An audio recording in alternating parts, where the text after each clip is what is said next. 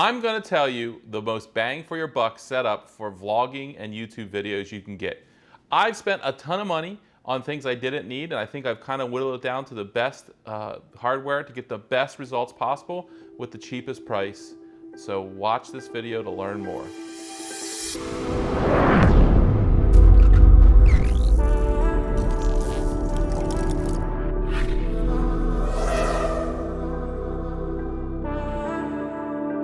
Okay, the first thing you want to do is figure out how to get good audio. This is one of the first things that comes to mind because I recorded this video already. My audio was getting crackly. I think actually the connection on my lav mic was breaking, so I had to switch to a different one. But one of the most important things for a YouTube video is good audio, because if you have bad audio, it makes it very hard to watch the video. You could have no picture but good audio, and I think people are more likely to watch it. So you can get a good lav mic that can go on your smartphone. Everyone has, their iPhone. They can put a lav mic in it, record the audio that way. That's probably the cheapest route to go. Another route is you can record with like an HN1 recorder, something cheap like that. You can put a lav mic in. I personally like these Sennheiser things, which right here, which I picked up. What's nice about this is you can take this, you can plug your lav mic into it on one end, you put the other end on the camera, and it wirelessly sends the audio. So I can have this sit in my pocket and no one's the wiser, and it makes great audio. Now these things I think were like $400, $350, somewhere around there. Someone just came out with another one that's like $200. It doesn't include the lav mic, but you can get a good lav mic for like even 20 bucks. Or you can actually record the unit. So I'm gonna link that one in the description. I think I just ordered one of those for 200 bucks. You just can't beat it. I think that's the best way to go. The other option is people like to put the mics on the camera, but I think that's a bad way to go, just because you have to be close to the camera to get good audio. If the camera is as far away as it is with me right now, the audio is not going to sound near as good, and I'm going to have to spend all this time at post-processing. To be honest, if you get a decent camera and you want to go ultra cheap, you just put the camera near you, like the Sonys, like even this A5300 here has like an amazing mic in it. If it's close to you, the audio is going to sound great. So you can just, bring it somewhat close to you, use the audio, boost it in production, or sorry, what you can do is just have this camera near you. You can record the audio and then just boost a little bit in post, and you should have pretty good audio. So in general, any of your decent cameras that aren't even that expensive are going to have good audio. But if you want to go the next step, you can actually, input into a recorder or the camera.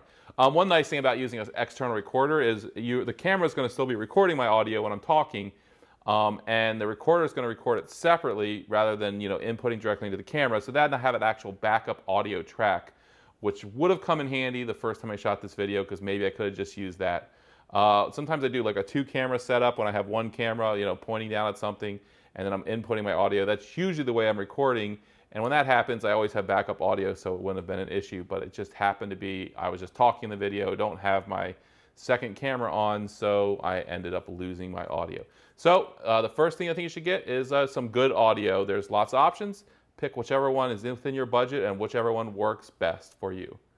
The second most important thing for your videos, I believe, is good lighting. You can use your smartphone as your camera. You can use a cheap camera.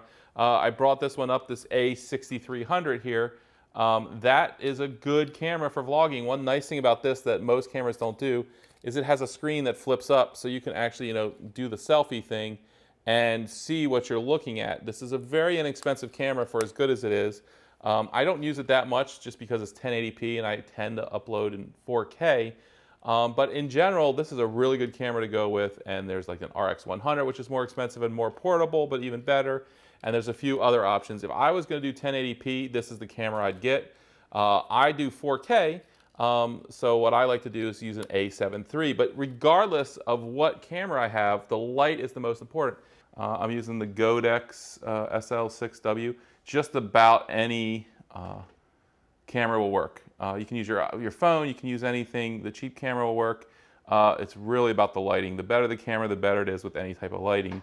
The autofocus may be better, but you can always manually focus, so that's not a big issue here. I'm using an A7 III. I actually have a wireless mic hooked up to it, and then I'm using a lapel mic, which I tend to like because the audio is just amazing. The closer you can get the mic to yourself, the better your audio is going to be, and this kind of lets me just move around without worrying about where the audio is. I'm using a 4K display up here. It's kind of a cheap one. It wasn't that expensive. This lets me see what's going on when I'm recording, because one stupid thing about these A7 IIIs is the screen only can kind of go like this, so I can't see myself. If you want a good, cheap vlogging camera. Okay, using my wife as a beautiful model, I set my aperture to 1.8 here. What that's going to do is basically make her in focus, but everything behind her is going to be out of focus.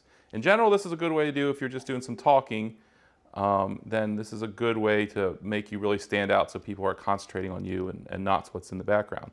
So if she holds this up in front of the camera like she is now, you can see it automatically focused on it because I have the automatic focus set, but she turns out of focus.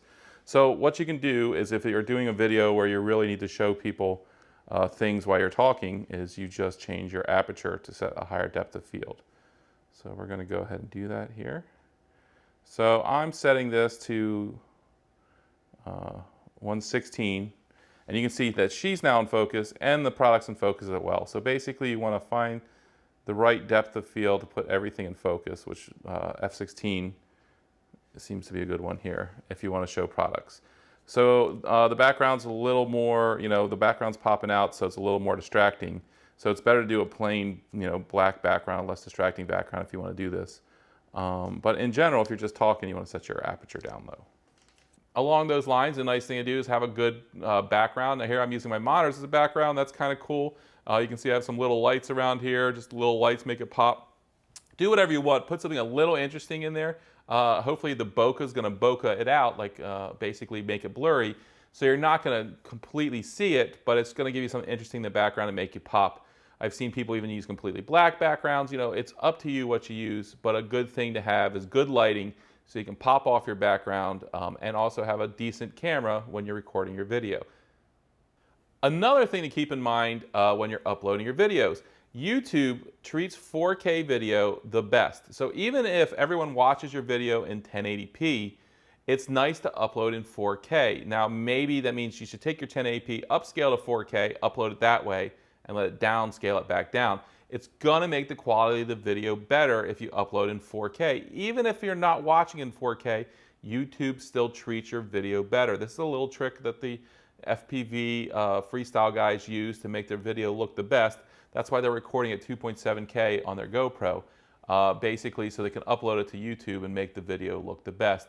I'm recording this video right now in 24 frames a second. That's supposed to give me a little more cinematic look. When I move, it gives me a little more natural motion blur, so it looks more pleasing to the eye.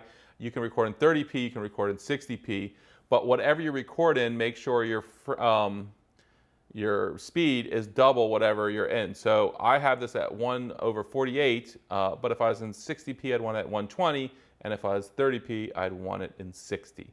So keep that in mind. Double whatever your frame rate is on your setting on your camera, and your video should look the best it possibly can look.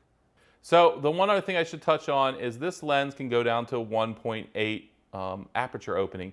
The lower that number is, the more the background will blur back here. So if you're buying something, get a good lens. Get what a prime lens is best. 85mm is supposed to be the most natural looking. The higher you go, the further the camera has to go back, but maybe the skinnier it kind of makes you look. The closer you get, the less skinny you tend to look. So get a good lens if you can afford it. Get a prime lens. 50mm are usually pretty cheap, and they go to a pretty low f-stop. So spend your money on a lens. The lens can go to the next camera and the next camera and the next camera after that. It's going to be your best bang for the buck. Whenever you upgrade cameras, your lens is going to be there to stay. All right, so this about summarizes the best setup for video. So to reiterate, you want a light kind of in front of you. It's right here, shining on my face. It's going to give me some depth because it's not complete. It's shining more on this side than this side. I have a camera straight ahead. I have it a little higher in this example. I have a decent camera. I'm getting decent audio, uploading at 4K. Hopefully that should give you the best setup for your recording your videos. Remember, upload at 4K if you can on YouTube, and please like, subscribe, and hit that bell so you get notified of future videos.